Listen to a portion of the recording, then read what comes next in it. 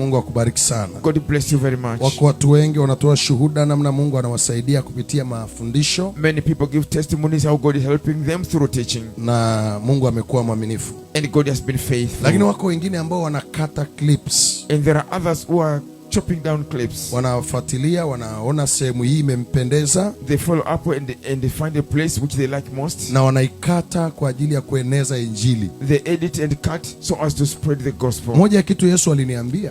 One of the things Jesus told me. Mambo yaliyofichwa ni ya Mungu. Things which are hidden are God's. Lakini yale yaliyofunuliwa ni ya kwetu sisi na watoto wetu. But things which are revealed are for us and our children. Injili haina hati miliki. You know, gospel has got no copyright. Kwa hiyo Mungu anapotuachia tukahubiri namna hii, tunaruhusu watu tu. So when God allows us to preach like this, we allow other people. Lakini intention yako iwe ni kwa ajili ya kueneza injili na sio kujipatia mapato. But the intention is to spread the gospel and not making income. Wako watu wengi nilikuwa naonyeshwa baadhi ya channel zilizoandaliwa, zingine zinaposti mafundisho haya, hatuwezi kuzuia. There are many people in channels, they are preparing, posting our teachings. We can't stop that. Ni kwenye TikTok, ni kwenye Facebook, ni kwenye YouTube.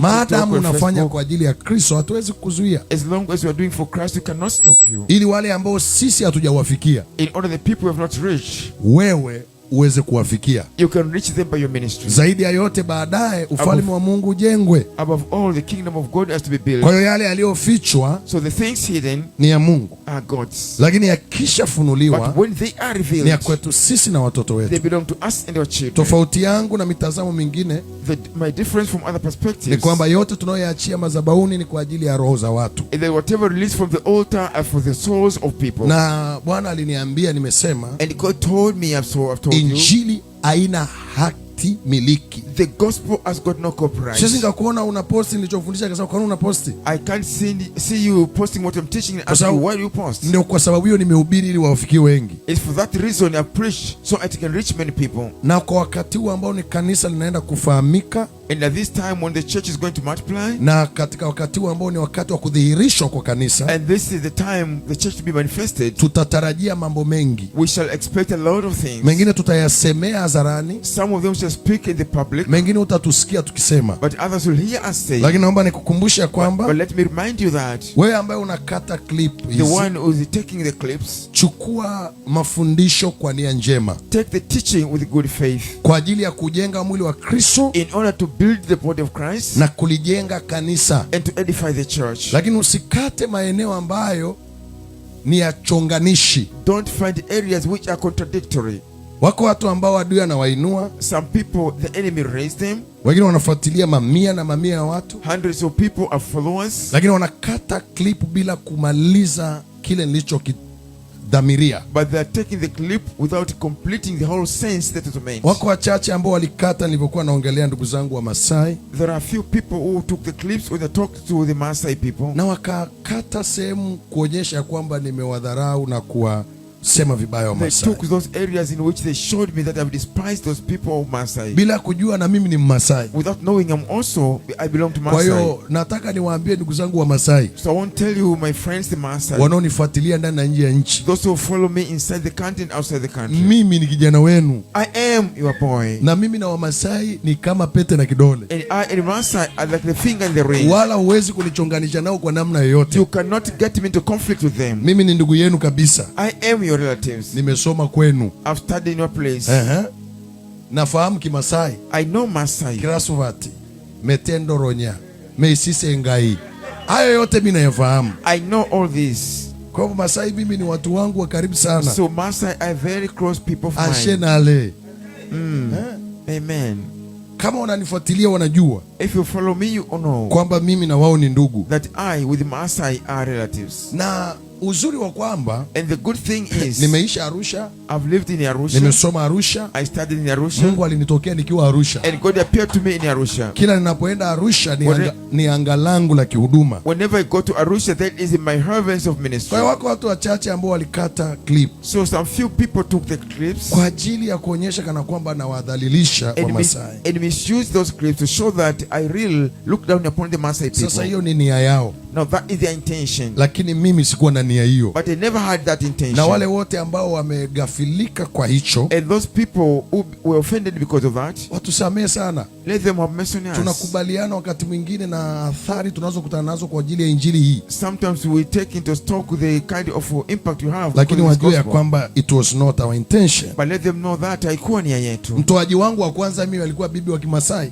The one who gave to me was a grandma of Maasai. Ninampost hata kwenye mitandao yangu ya kijamii, ukienda utaona. I post her in my social media, you will find her. Kwa hiyo nawasihi sana tuepuke video ambazo hazina nia njema kwa jamii na kwa kanisa. So let's avoid videos that has got no good intention for the church and for the nation. Na tutaendelea kusimama sawa sawa na Mungu anavyotaka. And we shall continue to stand according to the will of God. Kwa hiyo ndugu zangu wa Masai, mimi ni ndugu yenu. So my friends the Maasai, I am one of you. Wiki chache zilizopita tu nimetoka Masaini huko. A few weeks back I came from the Maasai land. Nikitoka safari tutakuwa na mkutano pia Masaini huko. And after my trip we shall have another meeting. Kwa hiyo wa Masai ni watu wangu wa karibu. So my Maasai are very close people to me. Kwa hiyo asanteni sana kwa kunielewa. So thank you for understanding me. Ashenale. Ashenale. Ashe. Amen. Ashenale. Amen. Pe Yesu makofi mazuri sana. Celebrate Jesus. Hilo ni la kwanza. That's the first. La pili. The second. Kuna watu wengine ambao wanajiunganisha na huduma hii. There are people who are get connected with this ministry. Ukiwaangalia kwa macho ya karibu unaweza ukafikiri ni wema. When look at them with the close eyes, you might think they are good. Wanaweza wakaingia kwenye YouTube. That can get even YouTube.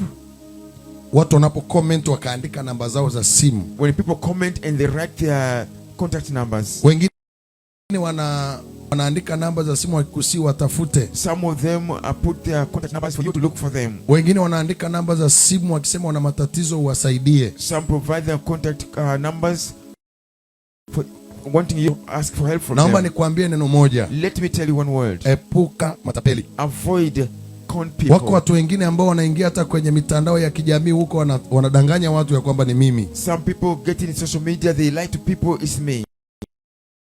Epuka matapeli. Avoid these con people. Hasa ninyi ambao mnatufuatilia kwenye mitandao. Those who are on social media, in any country where you are. Mimi siombi watu hela. I'm not asking for money from kwa njia yoyote ile. in any way.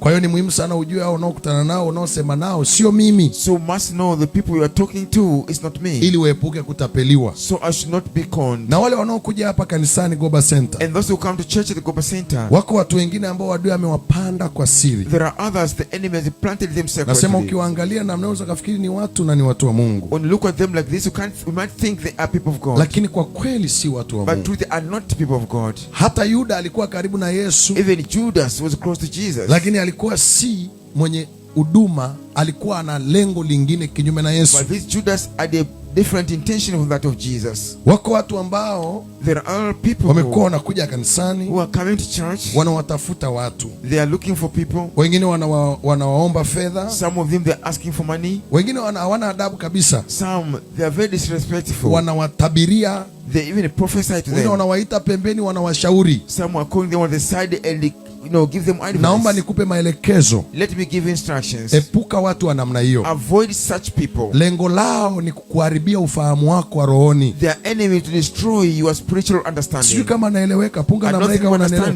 Epuka watu wa namna hiyo. Avoid such people. Mtu anapokuletea jumbe ambazo uzielewi, when someone gives you messages you don't understand, mkimbize na viboko. chase them with the frogs. Mwambie mimi nina mchungaji wa zoni. Tell them I have a zonal pastor. Nina mchungaji kiongozi. I have the chief pastor. Alafu na nina mchungaji wangu yule pale anaitwa Evangelist Daniel. And also my pastor there, Evangelist Daniel Joshua. Jitabirie kwanza maisha yako yabadilike. Prophesy for your life to change before. Ndo unifuate na mimi. Then you come to me. Epuka kabisa watu wa namna hiyo. Avoid such people. Ili ya kwamba uweze kuyafanya yale mapenzi ya Mungu. So that you can do the will of God. Haujaja kanisani ili uharibikiwe. You are not coming to church to be corrupted. Mtu yoyote asitumie nafasi yoyote alionayo. No one should not use whatever position they have kukurubuni, to lie to you. Hakikisha unafuata taratibu zote za kiroho. Make sure you follow all the spiritual protocols. Na yale ambayo Mungu anataka. And the thing that God wants. Kwa hiyo wale ambao wamejikuta wanakutana na watu ambao wanawanenea hayo ndio yasema. So those who are meeting people who are speaking things to them what I've mentioned. Hakikisha ya kwamba unajitenga nao mapema. Make sure you take a side, you don't join them. Kabla wajaharibu maisha yako ya kiroho. Before they destroy your spiritual life. Haujatoka huko ulipotoka ili uharibikiwe. You are not coming where you're coming from to be destroyed in the church. umekuja ili Mungu akutengeneze, You have come for God to mold you, uyafikie makusudi ya Mungu. so to reach the will of God. Na mimi nawaambia maadui hawana nguvu. And I'm telling you, the enemies have got no power. Wakati huu ambao Mungu analiinua kanisa At lake, this time when God increases His church, tutategemea mambo mengi, we shall expect a lot of things. lakini katika yote tutashinda But in na zaidi ya all, we kushinda shall be more than conquerors katika Kristo Yesu in Bwana Christ wetu. Jesus our Lord. Kama unaamini pamoja na mimi sema amen. Amen. Barikiwe sana.